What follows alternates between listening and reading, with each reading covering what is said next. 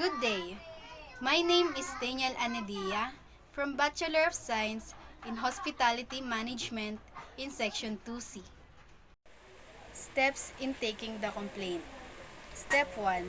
When a customer first makes a complaint, take a step back. It can be difficult to remain impassive in the face of criticism, but an emotional response will only serve to irritate the customer further. Step 2. Give the customer your full attention and listen to the whole problem before responding. Put yourself in their shoes. If you had a problem, you would want someone to listen to you. Appearing disinterested or attempting to argue back will only exacerbate the situation. Step 3. Don't jump the gun. You might deal with complaints on a regular basis and may well have handled a similar situation before. However, for the customer, their complaints is unique to them. Treat them as an important individual by listening to their problem in full. Step 4. Try to understand in the face of a complaint. It's easy to be defensive, particularly if you don't believe you're at fault. However, you have to put yourself in the customer's shoes. If you were on the receiving end of their experience, would you personally be satisfied? Step 5. Always use your initiative when dealing with complaints. If the blame lies with one particular member of staff, it is often best to remove the customer from their presence. This can diffuse tension and emotion and help the customer to reevaluate their anger. Step 6. Never pass the customer around from person to person. Each complaint should ideally be handled by one staff member.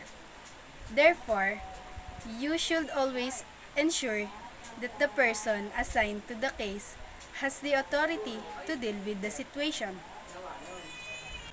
Let's proceed. Why do guests complain? There is only one reason why guests complain. Guests complain when they do not receive what they thought they should have received. In other words, their expectations were not met. Guests generally expect friendly service, clean, well-maintained facilities, and a level of quality in line with what they paid. Failure to provide this will result in guest dissatisfaction, which may lead to a complaint. If it does, this is a signal that others are probably feeling the same way but not telling you. Tips for delivering exceptional customer service. Number 1. Respond quickly. When a customer has a problem or issue they need resolve, a wait of even a day can seem like a lifetime. Often, even delays that short can be enough to send them to a competitor. Customers want fast and prompt service. That means you should provide 24/7 customer service. Phone calls should be immediately answered, and emails need to be responded to within the hour. Number 2. Use the right employees. Customer service takes skills. When dealing with angry, dissatisfied customers, your customer service employees need to be able to resolve their complaints, make them happy, and keep them as paying customers. This is no easy task. Hire only the most professional customer service representatives who have proven experience in the field. Training and regular evaluation is essential. Number 3. Listen. Good customer service usually happens through listening. In fact, most customer service representatives should be listening most of the time, hearing out what the customer's problem is exactly and determining what will be the best solution. Most customers with complaints don't just want a resolution. They want to know that their issue has been heard and that the company will take the steps to prevent it from happening again. Number 4. Exceed customers' expectations. When you are resolving a customer's problem or complaint, go above and beyond. Your customers expect that their issue will be fixed. That should be the bare minimum service that you provide. Good customer service does more than just resolve a customer's problem. It exceeds their expectations and leaves them feeling happy and appreciated. Number 5. Respect your customers. Even when an issue is resolved, customers want to know that their business is appreciated. Your employees need to be friendly, courteous, and speak with customers on a personal level. Customer service that resolves problems in an impersonal, cold way will still be seen as poor. Number 6. Don't ignore the little things. Sometimes, little things can have a big impact.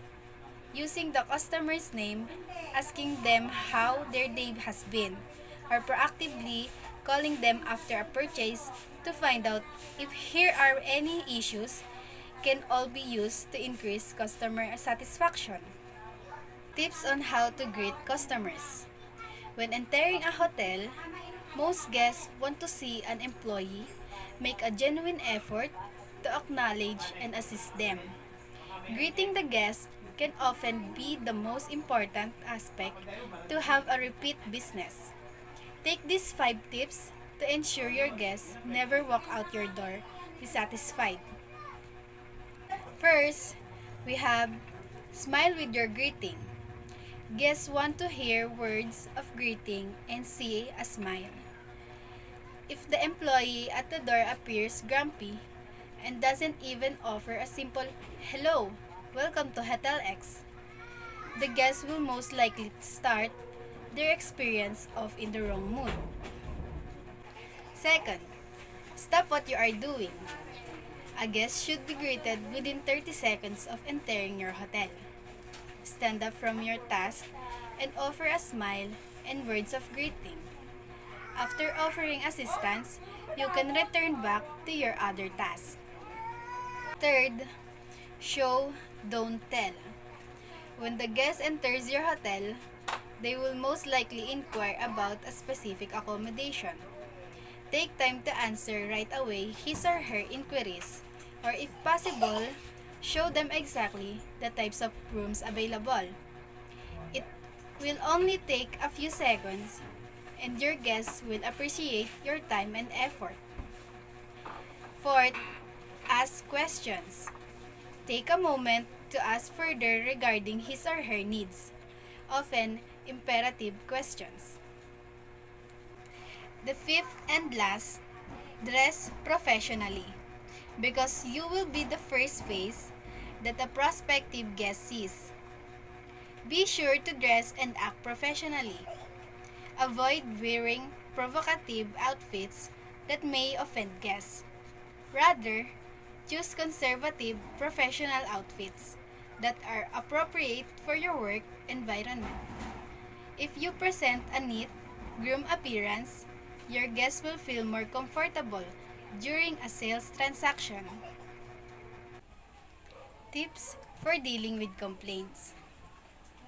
Number 1, try to remain calm when dealing with the complaint, even if the customer becomes irate or confrontational. Your ultimate aim is to turn their negative experience into a positive one. But arguing back will only make the situation worse. Number 2, complaints should always be resolved as quickly as possible. The aim is to make the customer feel as though their problem is being treated as a priority without being rushed. Number 3, keep comprehensive records of all customer complaints, from the initial problem to the eventual solution. You can then periodically assess these records, identifying any common complaints and taking steps to improve company processes. Number 4, all customer-facing staff members should be trained to deal with complaints.